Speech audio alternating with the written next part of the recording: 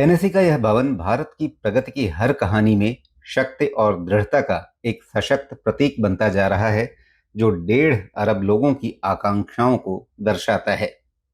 इस भवन में साल भर पहले एनएससी बुल विराजमान हुआ।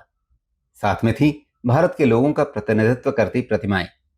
इनका अनावरण 6 सितंबर 2024 को महाराष्ट्र के राज्यपाल सीपी राधाकृष्णन और एनएससी के एमडी एवं सीईओ आशीष कुमार चौहान ने किया था।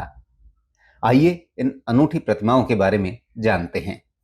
एनएससी भारत के पूंजी बाजार को आकार देने और निवेशकों के वित्तीय सशक्तिकरण में बड़ी भूमिका निभाता रहा है। विकसित भारत की यात्रा में एनएससी एक उत्प्रेरक का काम कर रहा है। एनएससी ने इस यात्रा में भारत की ऊर्जा, विविधता और दृढ़ संकल्प के एक प्रतीक की कल्पना की, जो NSC bull and people of India के माध्यम से साकार हुई।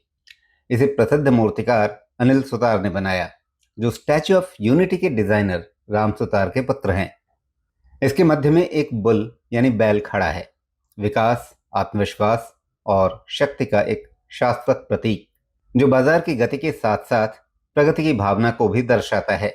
इस बैल के साथ भारत के विविध लोगों का प्रतिनिधित्व करने वाली मूर्तियां हैं।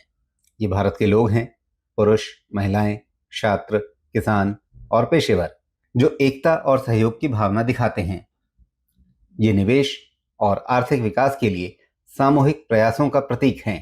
एनएससी के कर्मचारियों और खुद एमडी एवं सीईओ आशीष कुमार चौहान के लिए भी यह अनोखी मूर्तिकला खास मायने रखती है।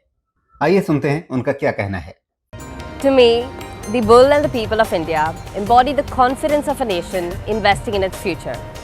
It symbolizes strength built on trust, governance and resilience.